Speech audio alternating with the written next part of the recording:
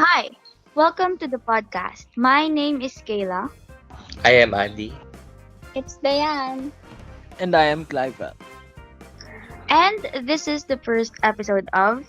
Chika Kwentuhan.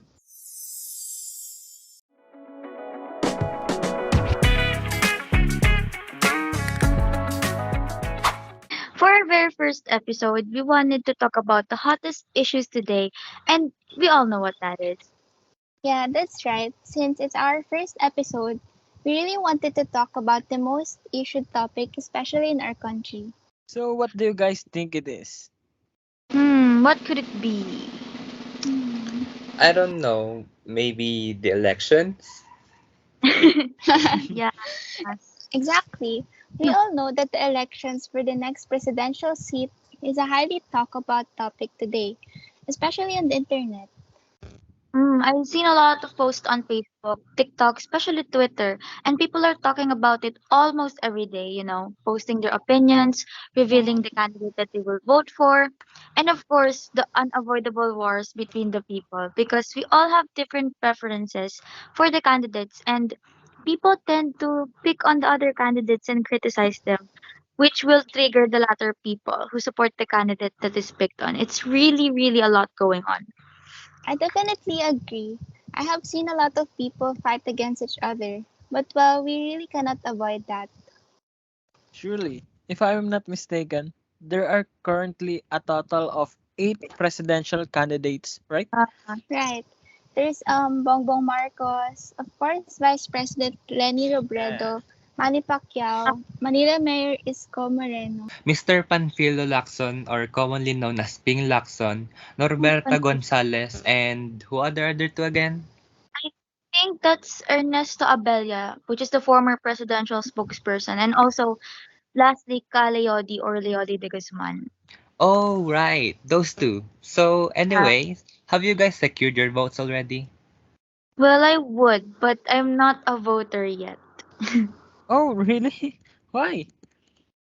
because I'm still a minor. You're still 17 too, right, Clivel?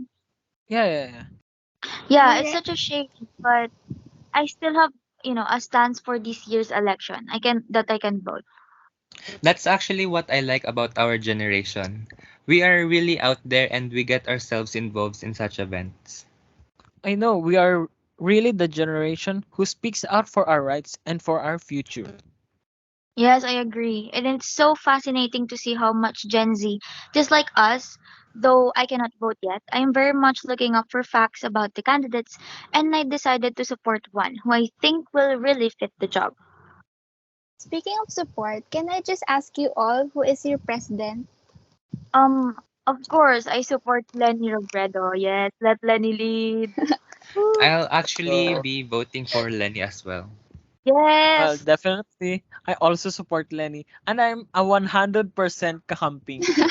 Nice. Same. I Yes, I am voting for Lenny too, and as a registered voter, I want to share my reasons why I chose her. So, of course, her educational background. She graduated from the University of the Philippines with a degree in economics and 3 doctorate degrees. Next, she has worked as a public servant and a lawyer. Some of her projects are the Angat Buhay program, which launched in 2016. And this program aims to address the needs of families in the farthest and the poorest communities in the Philippines. This also yes. includes the Angat Buhay Program Village for the people in Sagonsogan, Marawi, who were affected by the war between the government forces and the Maoti ISIS group. And despite a limited budget during this pandemic, she built shelters and offered free transportation for the frontliners. And she also rolled out Vaccine Express for the tricycle and pedicab drivers. So she did a lot before she entered politics. She even gets the highest score rating in the 2019 audit. Yes, And I know that. and now that she is running for the highest position in the government, we can see that she is genuine and passionate about helping rebuilding our country, especially those platforms that she stated during the presidential debates and interviews.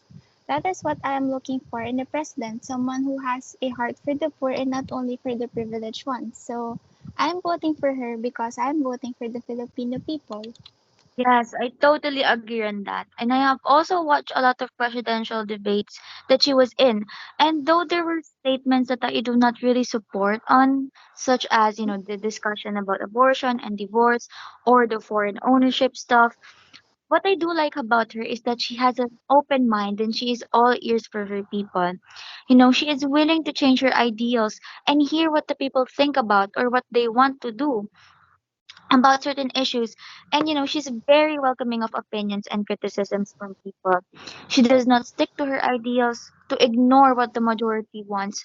Instead, she is willing to hear them out. That is why, even though I do not agree with some of her statements, she always ends them with, but I am still open for discussion. And I think that is also one effect of her being involved, working with a lot of young people, with the youth. And I like the fact that she has, a solid platform and, of course, a lot of plans for the Philippines, just like what she said about corruption.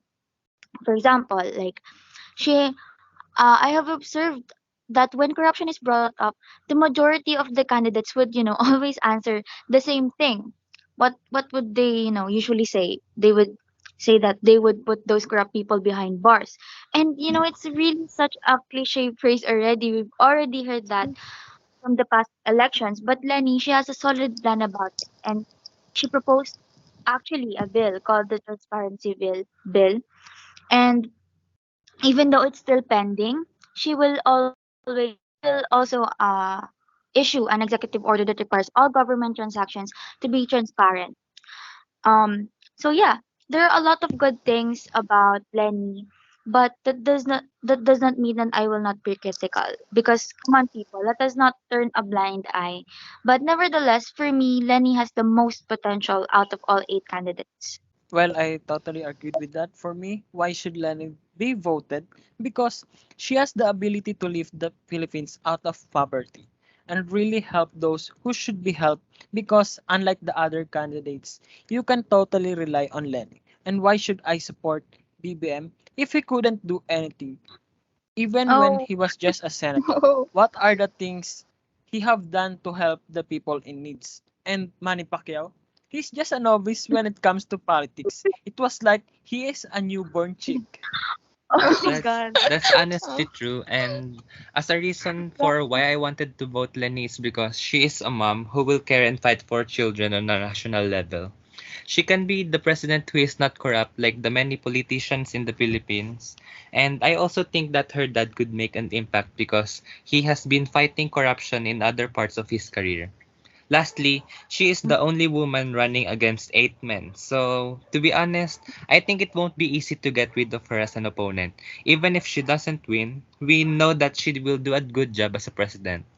Also, she is a woman because of gender equality, which I don't see often in the Philippines. So, if she does win, I think this might change and bring a new era of equality within both men and Yeah. women and increase level of national security. Yeah, now I totally agree on that. The phrase called you're not just a woman, but you're a woman. Yeah. So now that I confirmed that we all support Lenny apparently, which is a good thing, I want to know what your guys' opinion about the other candidates. What about I don't know, wait. I feel like we should talk about Lenny's rival, which rival. is Bongbong Marcos. Yeah. What do you guys think about Bongbong Marcos? Okay, I'll start. Honestly, what I don't like about him is that he doesn't show up on debates or interviews like he did on KMJS, CNN, and Comelec presidential Yeah. debates. And their only reason is that it is a biased media or biased reporter, and his supporters even say that less talk, less mistakes, and they will only bring up the martial law, the ill-gotten wealth, the Yamashita gold, and such. However, if those were not true, he would show up and defend himself about the accusations against his family. And of course, we will know his plans for the country if he becomes president, right? Yeah, I'm so critical about all the candidates, but on what I have seen in the recent campaign programs and of course the rallies, and also from what I've observed about him not showing up on debates, I think that is a good indicator already that he can possibly do that on the future if he is elected as president. And I believe that a leader must always show up because, first and foremost, I do not support his no platform. He definitely does not have a solid platform, and it is very much concerning to see someone who is still allowed to run for president despite all his crimes. He does not have a proper platform and also proper programs to propose to his people. It is also sickening that the Commonwealth is not doing anything about it. It is very, very questionable. Of course, first of all, his 203 billion tax evasion. Also, the recent the stolen poem in his campaign rally, and also it was caught on camera that they were vote buying and giving people money, and Comelec is not doing anything about it, and they're doing all this without consequences. Like, it is so questionable that they're still allowing him to run for president. I don't know. It really is unquestionable that they are allowing such thing. So I don't want to start a controversy or something, but the reason why I'll be voting for Lenny is because I think the Philippines has a lot of problems that need solving. Poverty is an issue, corruption is the main one, but I think the biggest one we have right now is political turmoil. The Philippines needs a So, leader that can unite the country so they can focus on solving these issues we have. And I honestly don't know if Bongbong will be able to do that because he's been out of touch for too long and his policies are not as clear as Lenny's. That's why I'm voting for Lenny because she has tangible ideas on how she will change our country and how she will solve these problems. There are these things that I watch on TikTok. They're bashing Lenny for nothing and support Bongbong Marcos. I'm kind of confused why they would support someone who could do nothing for the Philippines. They're bashing Lenny because of the Lugo program thingy. But it is a nonsense thing. What about BBM? What has he done? What has he helped for the Filipinos when he was a senator? What has he? Nothing. oh, So why would I vote a person who couldn't do anything for his own country and his people? that's right. I Um, agree. Yeah. so did you guys go to any grand rally? I was actually about to go to the Cavite one, but that day we had to take our chemistry quiz. Like, right? It's it's actually pretty embarrassing for me because the reason why I wasn't able to attend one was because I was cramming on my activities. Same as you guys, I wasn't able to attend Dennis Grand Rally here in Cavite, but I saw an article saying that there were 47,000 attendees, and there are some people who give free water, free face mask, and free foods to someone they just met.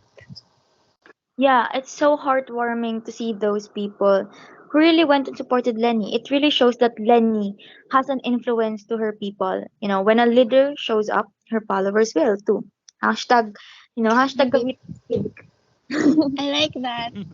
There were lots of teenagers who went to the rallies, and the recent one had 140,000 total population. Where was that again? The road there looked very pink, as if it was a bed of pink roses. Oh, those pink roses. That's in Yeah. Pasig City, right? Oh yes, yes. It is. There are so many controversies about the rallies, though. Just like in Cavite, Mr. John Vic Remulla and Boying Remulla claimed that the people who attended in Cavite were paid like what?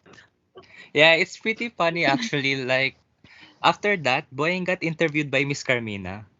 Yeah, I watched that too. I watched that too. Me Mm, too. Oh, he was so caught red-handed. I know. Like, he revealed that the people in Lenny's rally were paid, but also revealed that one candidate apparently gives away 500 pesos. And when he was asked if it was VP Robredo, he said no and did not reveal who it was. Like, what? That was so sauce. I know, Yeah. right? And did you guys know that at the recent BBM rally at the same venue, John Vic Remulla that there were 140 people in the venue? Wait, didn't Boying say that 47,000 was too much for the venue after Lenny's rally there? I know. They're totally contradicting each other. What? Where's the unity in that? Lol. Oh, unitives. Well, some of them are even saying that people only attended because of the artist. Well, didn't BBM have Tony Gonzaga? Oh my God, it's so funny how they're trying to always put the kakampings down. Yeah, they're even comparing Donnie Pangilinan with Sandro Marcos. Yeah, people were boasting about Sandra's degree and saying that Donnie is just foggy and he's just an Mhm. artist. Well, if that's actually the case, why not just put their degrees and credentials? Standards for the president. Oh my God, no, you did not Well, just they say would that. lose with Lenny. Well, I said what I said. So I think this must be our last topic for today's episode. I'm just curious about your opinion because I read a lot that there are people who unfriended their Facebook friends or personal friends just because they don't have the same political views. What are your thoughts about this? Like, is that really Mhm. necessary? Well, for me, I do not understand why people must break friendships just because of politics and beliefs. Let's look at it from a different perspective. Having said that, it is likely the same with religion. I'm not saying that it has the same ways, but just that they are both a belief in some aspects, right? I think that it all comes down to, you know, respecting their decisions. Well, all of my family members here, they're all pro Marcos, but we haven't really thought about it. And are your guys' parents pro Marcos too? I'm just curious. Um, I, to be honest, no, for me. Oh, you're Some lucky of because my family members. oh, well, my all of my family members are pro Marcos, but we haven't really thought about it. And we've actually made discussions as to why we chose the candidates. As much as we want to put them with, the campaign caravan, if they're truly decided, like, I cannot really do much about it. But it's all about, I think, healthy discussions, having healthy discussions and just trying to open our minds and understand where we are all coming from. And we really cannot be too bossy or, too narcissistic about our opinions because we people have different views on certain issues in the different aspects of life, like politics.